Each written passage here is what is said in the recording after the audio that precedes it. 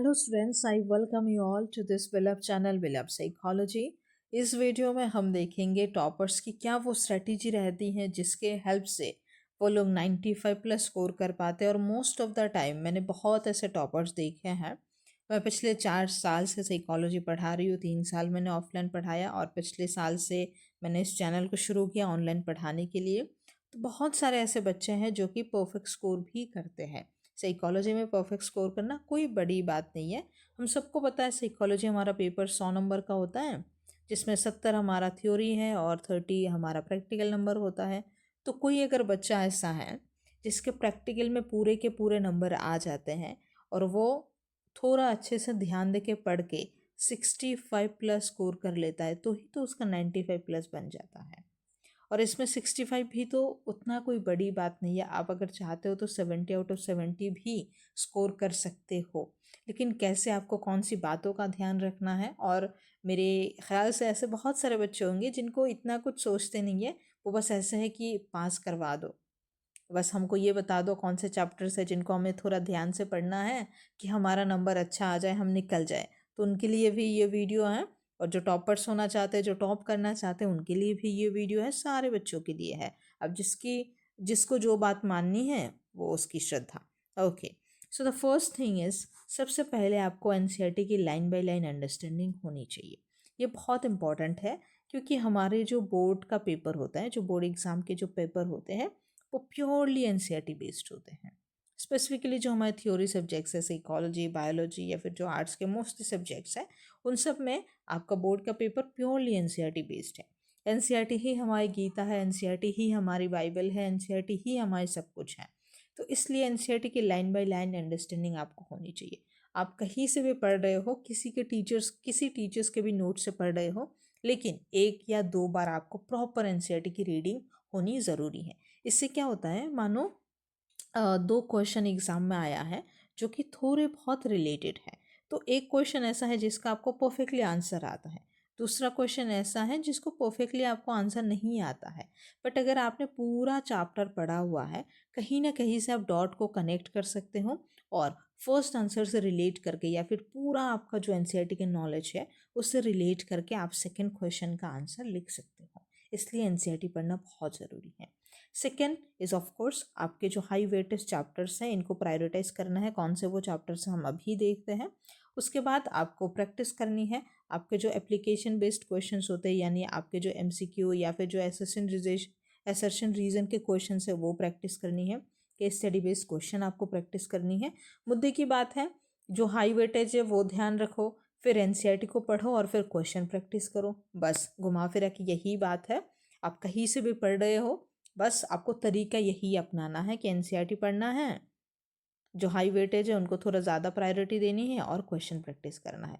Question आप book से practice कर सकते हो। मैं हर एक बच्चे को जो पास्ट 10 ईयर्स के सॉल्व PYQ वाला एक बुक आता है, एरियंट या ऑसोल पब्लिकेशन की, उसको रिकमेंड करती हूँ। मैं डिस्क्रिप्शन में उसका लिंक डाल दूंगी, आप वहाँ से उसको चेकआउट कर सकते हो, नहीं तो ऐसे भी खरीद सकते हो। और चौथी बात है, रिवाइज करना है, बहुत इंपॉर्टेंट है, शॉर्ट नोट से करना है।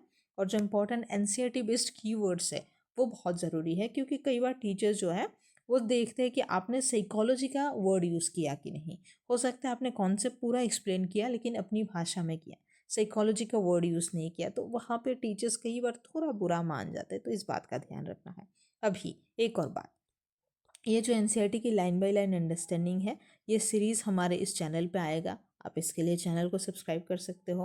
हाई वेटेज क्या है, कैसे है, वो मैं अभी आपको बताती हूँ। या फिर मेरा एक बोर्ड्स कैप्सूल करके सीरीज़ चलता है, जहाँ पे बोर्ड के रिलेटेड जो भी इंपॉर्टेंट टॉपिक्स है उनको मैं हर एक वीडियो में एक एक कॉन्सेप्ट डिस्कस करती हूँ। साथ के साथ क्वेश्चन प्रैक्टिस के लिए मैंने इस चैनल पे चैप्टर वाइज क्वेश्चन प्रैक्टिस कराया है, MCQ based, case study based, और भी कई तरीके के क्वेश्चंस मैंने प्रैक्टिस कराए हैं।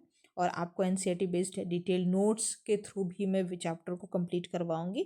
तो आप इस चैनल को सब्सक्राइब कर सकते हैं। अगर आप क्लास 12 साइकोलॉजी बोर्ड एग्जाम 2027 को टारगेट कर रहे हैं तो this channel can be A gold mine and A game changer channel for you. Okay, अभी हम देख लेते हैं चैप्टर वाइज स्ट्रेटेजी।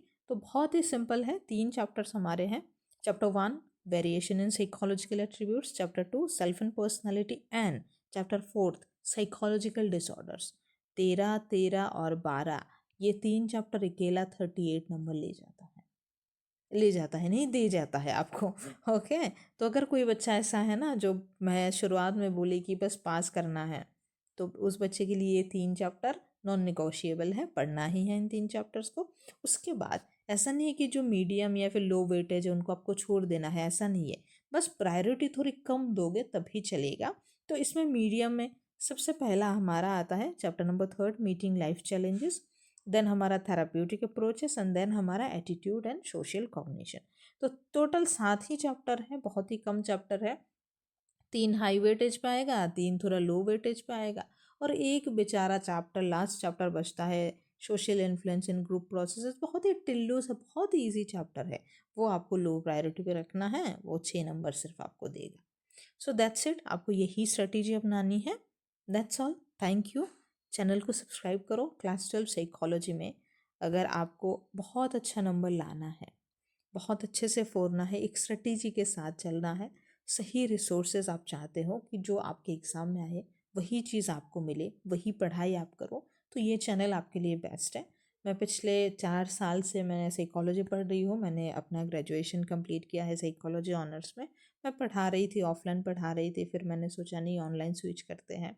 तो इस तरीके से मैं पढ़ाती आ रही हूँ, बच्चों को देखती आ रही हूँ, मेरे को पता है कैसे क्या होता है, कैसे क्या करना है, बच्चों को क्या चीज़ चाहिए या फिर कहाँ पे दिक्कत आती है, सारी चीज़ों की एक्सपीरियंस्ड मुझे है। तो इसलिए मैं आपको बोल रही हूँ कि अगर आप मेरे साथ इस सफ़र पे चलोगे इस चैनल को सब्सक्राइब करके, तो मैं आपको मदद ज़रूर कर सकती हूँ। तो ये आपके ऊपर है कि आपको विश्वास रखना है, और मेरा सरदर्द रहेगा क्या पढ़ना है, कैसे पढ़ना है, पढ़ना आपको है। Thank you.